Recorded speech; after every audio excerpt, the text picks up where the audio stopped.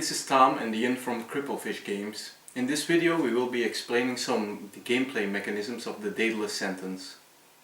Indeed, because we got a lot of questions during our Kickstarter campaign, which is now officially 1 day old, and we want to show everyone, especially the backers, what they are backing, what they have pledged. Exactly.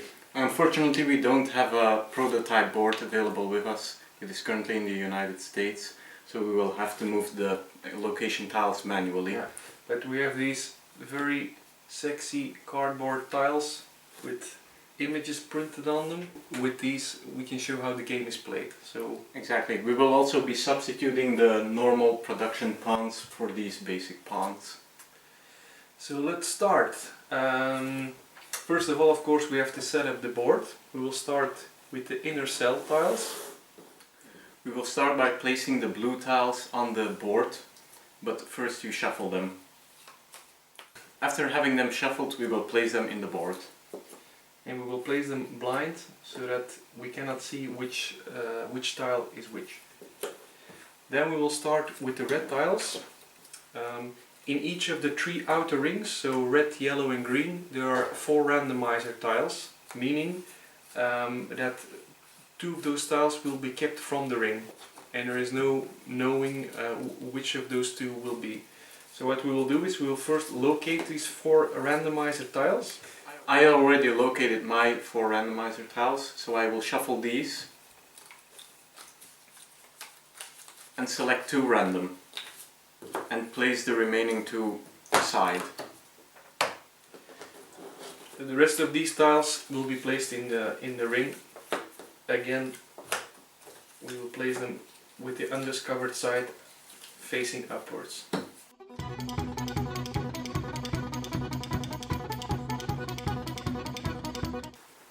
We will now select the character with which we want to play as. I will play as Jamie, the blue character. And I will play as Baxter, the purple one. I will place the blue prisoner in the blue cell. And I will place mine in the purple cell. We will also place the 2 character tokens on the Theseus device. This will be used in case the prisoners are back in their cell. If they're captured by the guards, they will be turned over to show the limitation or the penalty in place. We will now take the draw deck and shuffle it. The draw deck is shuffled, and now we will take 8 cards to place on the Theseus device. The Theseus device is used throughout the game to check which rotations of the prison will happen and which guard patrols. So the upper row of the Theseus device will show the rotations. For instance, the yellow tree in counterclockwise means that the yellow ring will turn 3 rooms counterclockwise. The below row shows the guard patrols. For instance, a red card, a red 1 clockwise means that the guards on the red ring will move 1 room clockwise. Exactly. So now we're done setting up the board, and now we can start the player phase. Yeah, one important thing, each player gets 2 cards to start with. Thank you. And let's play. Now each round consists of 3 phases. Indeed, the Theseus phase, the player phase and the high phase. Okay. So the Theseus phase means that we place cards on the Theseus board, which we now just did. So that's already taken care of. We will also place the alert marker on level 1. That concludes the Theseus phase. Now we start with the player phase, meaning that we can both execute a number of actions. In this case it's 5 actions per person, as we're only playing with 2 people. Actions can be either general actions or location specific actions. General actions are discovering a room, move, pass a card, eliminate the guard, or draw 1 card from each room where you are. These general actions are also on your character card, so you have a reminder. So now I will start with my actions. I still have 5 left, so I will first discover this room. It's basically the only option that I have. And I have discovered a laboratory. So now I will move my pawn to the laboratory, leaving me with 3 actions left. In this laboratory I can ask for cards with only one action, so I will do that. Yeah, so that's a location specific action. In a laboratory you can always per action ask for one card. Exactly. I have now 2 actions left. But just to illustrate also, you don't have to do 5 actions Tom, 5 actions Ian. We can just mix them together. We can mingle, let's say. So he can do 2 actions, I can do 1, he can do 3, I can do the leftovers. There is no specific order in which actions have to be taken. Exactly. In the final game there will be action tokens to keep count of your actions. So I have discovered the gate. I will move into it. And I'm going to ask for the gate code. Perfect. So we take the gate token, which corresponds to the gate token on the tile. And here on the gate I can see a number 2, meaning that to open the gate I have to first break a gate code consisting of 2 cards. So we drew a yellow 3 and a blue 1. You can either break the code by using a yellow card and a blue card, or having any colored card but having the value 1 and 3. I'm also going to discover another room, which is, it has a guard icon on it, so it will spawn a guard. These tokens will substitute for the Minotaur pawns for now. We're in a pickle now, Ian. It would be wise of us to check the Theseus device, to check if the Minotaur will make a certain patrol that would be detrimental to us. So let's have a look. We see here a white card, which means that all guards will patrol on each corridor. Luckily for us, on the blue ring, the guard will patrol in the clockwise direction. It's okay. You see how fun this game is. We're already laughing. So, well, of course it stays here now. During the hive phase, we will see that the guards will start patrolling. Exactly. I still have 2 actions left, so I will discover this tile, but I will not move towards it for now. What is this tile, Tom? Can you explain? It is a hatchery, Ian. Great. A hatchery means that Tom can use 1 action to hide himself. Any guards that patrol through the room will not be able to catch him. Actually, I will use my last action by discovering this tile. Yes, indeed. As you can see, I have discovered the control room. In this room, when your pawn is standing on it, you can use an action to swap cards on this upper row. So that means indeed, if for instance we're not happy with the yellow ring rotating 3 rooms counterclockwise, if you are on this tile, you could say you can swap the card with any card from your hand, and then the rotation of the board will be different during the hive phase. Exactly. So now I have depleted all my actions. I still have 1 action left. Exactly. Here is a Minotaur. Here be a Minotaur card, which I can use as ammo, and I'm going to kill off that wretched Minotaur. Exactly. And this card will go into the discard pile. So now we have both depleted all our actions. It's time for the hive phase. Exactly. We see that the alert marker is on level 1, meaning that only these 2 cards will be executed.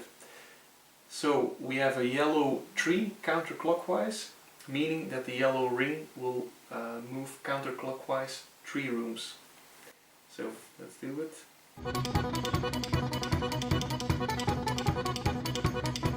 Of course, in the final game it will be a lot easier to rotate these rings, as there is a space foreseen between the tiles to place your finger and move the tiles across the board.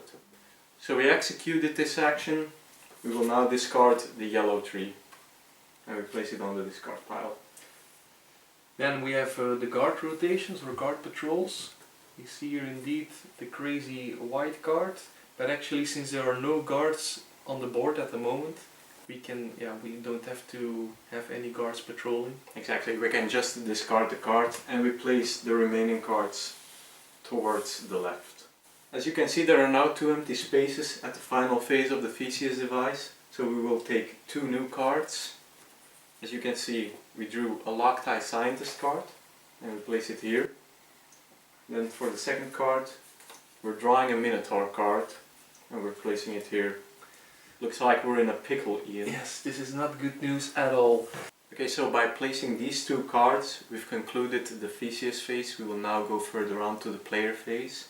We both still have 5 actions left because it's a new round. I will now move my pawn to here and discover this tile. So maybe we should talk tactics, Tom. Exactly. I see a lot of bad guys on the Theseus board. We should maybe try to get rid of a few of those, because in further rounds these guys will spawn on the board. Yeah. Indeed, well, luckily I've discovered the communications array in which I will move, and in this tile we can manipulate the lower row of the Theseus device. So I will definitely remove the Minotaur there and place this card here in return. I could do the same thing by going to the control room and swapping my red one with any of these guys, but actually I want to open that gate so bad it hurts. So I'm going to use 2 actions to draw 1 card. That's a general action which I can take in any room. So that's 2 actions. I'm in luck because I took a red 3. I'm going to use numbers to break the code. As you can see, it shows here a 3 and a 1. I have a 3 and a 1 in my hand. So consider this code as broken. We will take the token from the code and place it on the gate to indicate that this gate is open, and by opening the gate the alert level rises, and these 4 cards will be executed during the next phase. Ah, shit. So I've now taken 3 actions. So in my 4th action I'm going to discover this room, which is a hatchery, and I'm going to move into it, which is probably not wise because I have no clue what is going to happen here, but screw it, just for demonstration purposes. demonstration. Exactly. So now I will use my 1 action that I have left to go closer to the gate. So that finishes the player phase. So now we start with the high phase again.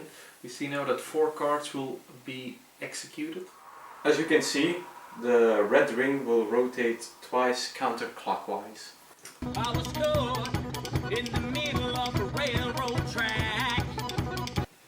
So as you can see, this was not a very intelligent move to already step in the red ring, because you can see now I'm cut off from my colleague Tom. Exactly. So after executing the card on the upper row, we will execute the one on the lower row, which states that if there are any Minotaur or Loctite scientists located on the yellow ring, they take 2 steps clockwise. Luckily for us, there aren't any, so we can just discard this card. Unlucky for us, there is a Minotaur card here, meaning that a Minotaur will spawn. The position is to be determined by the draw deck, and he will spawn on the green ring. Thank you, Tom. You're welcome, Ian. A Minotaur will always spawn in the corridor in line with the cell of the same color.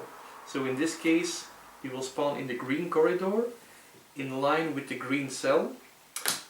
In this case, there are 2 rooms that would be possible where it can spawn in, but if there are 2, you'll always take the one furthest counterclockwise. So in this case, this one indeed.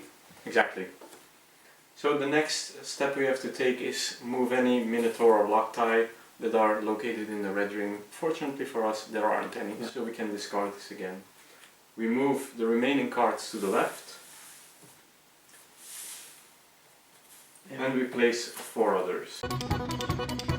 Now it is important to know that the further along you go in the game, the harder it gets. For example, if you breach the neck towards the next ring, the alert level will rise and more actions will take place, ensuing more chaos. Indeed. So now the Theseus phase has ended, we can go back to the player phase, each receiving 5 actions to perform. So I will start by moving my pawn here and discovering this tile. And unfortunately it will spawn a Minotaur instantly. I will also discover this tile, leaving me left with 2 actions. It's a gate. It's a gate. It's a gate, and you require 3 cards. Exactly. But yeah, you can only ask for the combination when standing on the tile. Exactly, and I won't do that because there is a Minotaur over there. However, I have 1 action left. Yeah, but maybe I can go first now. Exactly, go ahead. And I also spawn a Minotaur, which is not good because I don't have any ammo.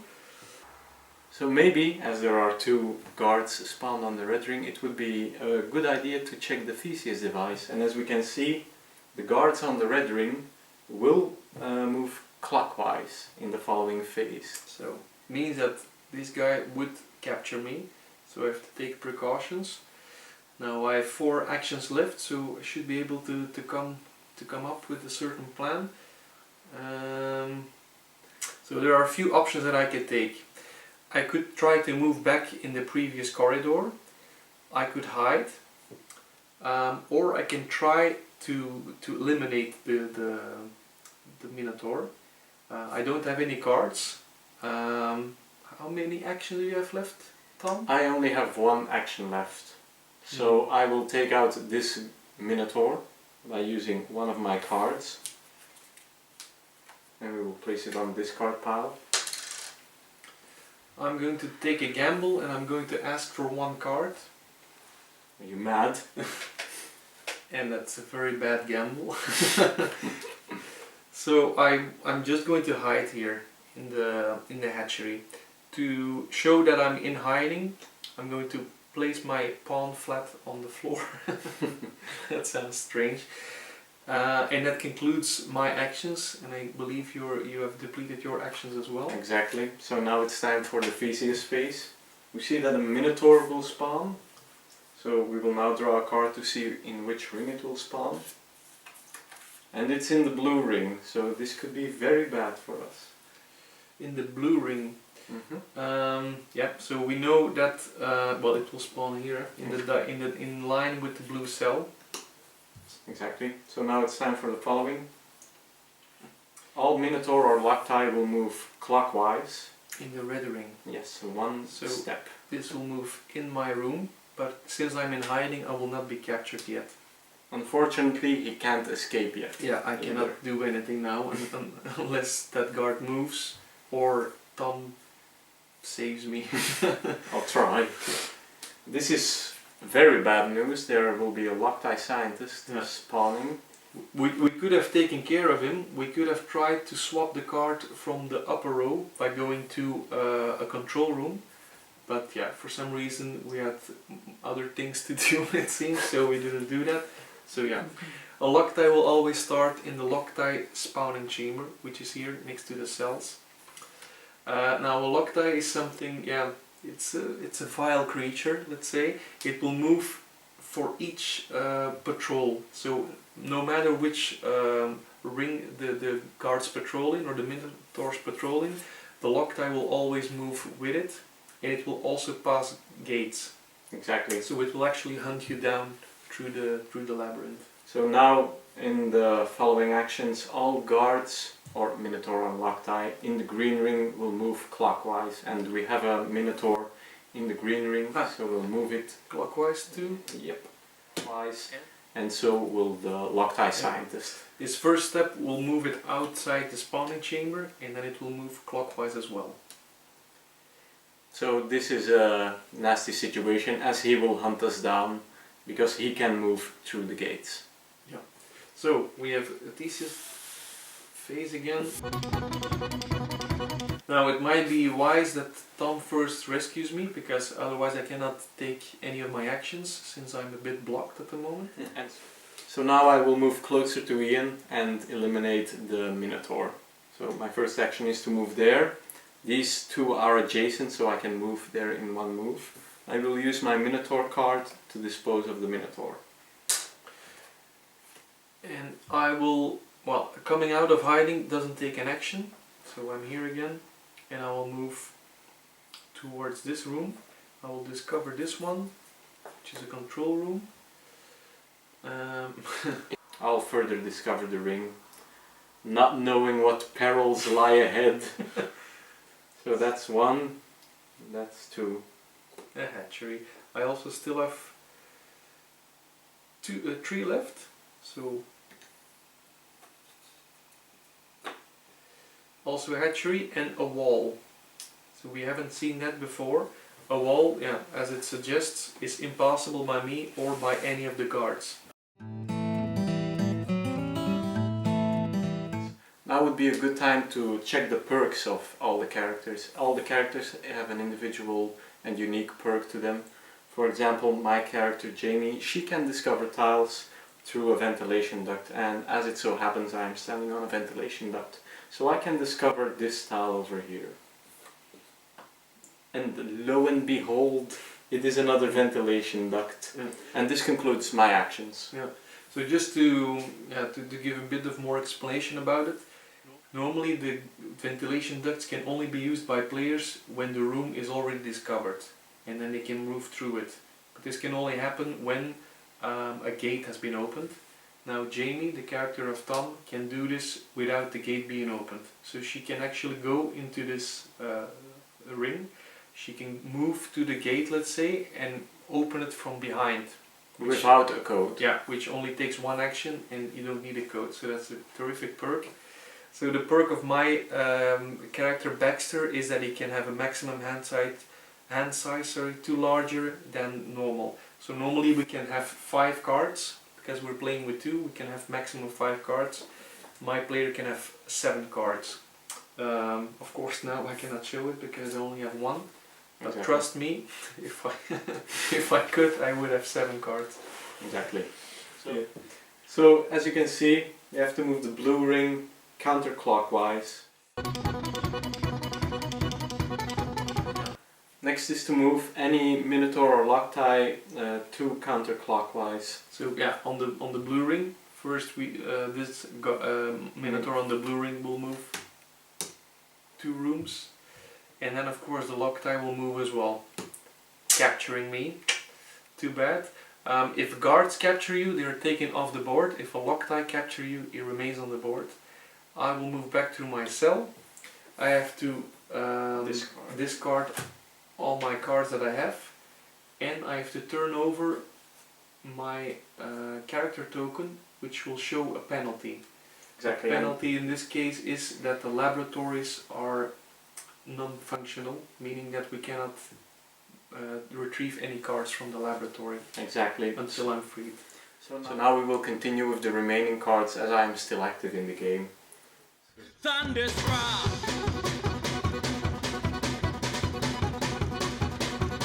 Went down the highway, broke the limits, we hit the town. So this concludes our demonstration of the game. I hope you enjoyed it and you learned some tricks and you're more confident that our game rocks.